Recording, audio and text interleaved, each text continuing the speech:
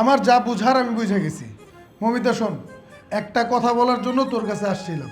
তুই হইলি আমাদের 3 ভাইয়ের আদরের ছোট বোন। তোর বিয়ে হয়ে যাওয়ার পরে মারে আমাদের কাছে রাইখা আসছস। তোর বড় 2 ভাই কি করছে জানোস?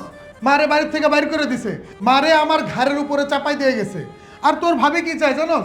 তোর ভাবি চায় যে আমি ওদের বাড়িতে গিয়ে থাকি। এখন শোন, মার জন্য আমার সংসারের মধ্যে আমি অশান্তি করতে পারবো না। আমি তোর ভাবিদের বাড়িতে চলে যাইতেছি। এখন মা বাড়িতে একা আছে, তোর মন চাইলে তুই মারে নিয়ে তোর বাড়িতে রাখ, আর নাইলে যা ইচ্ছা তাই হয়ে যাক গা, এটা আমার দেখার সময় নাই। হ্যাঁ, তোমার ভাই যা বলছে তা ঠিকই বলছে। আচ্ছা তুমি বলো তো, নিজের খেয়ে নিজের পরে তোমার মার জন্য এত কষ্ট করব, আমার কি এতই ঠেকা পড়ে গেছে নাকি? আমারও তো একটা জীবন আছে। আমি যদি দিনের পর দিন শুধু তোমার মায়ের সেবা যত্ন করেই যাই, তাহলে আমার চিন্তা কে করবে? আমার চিন্তাটা আমাকেই করতে হবে। তাই আমি চিন্তা করেছি যে আমি আজ থেকে তোমার ভাইকে নিয়ে আমার বাবা বাড়িতে থাকবো, আর তোমার মা যেখানে মতো সেখানে যাক, মোরগ বাচ্চাটা তার ব্যাপার, আমাদের দেখার কিছু নেই।